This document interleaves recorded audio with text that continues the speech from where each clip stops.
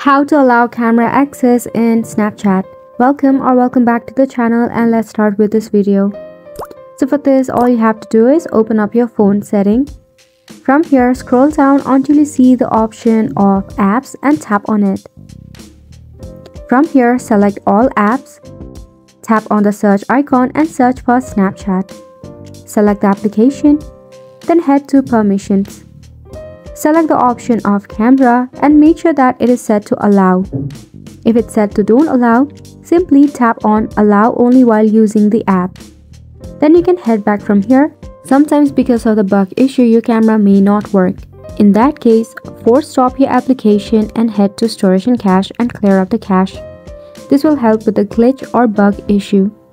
You can also check out your Play Store or your App Store. In the search bar, go ahead and search for Snapchat and tap on it. If there is an update, leave it for an update. If not, uninstall the application and reinstall it later. Now you can open up your Snapchat to check if your camera is working or not. And that is how you can easily provide access to camera in your Snapchat. And you also know how to fix any bug issue that may cause a camera not working in Snapchat. And it's a wrap for this video as well. We hope that you found this video helpful to you.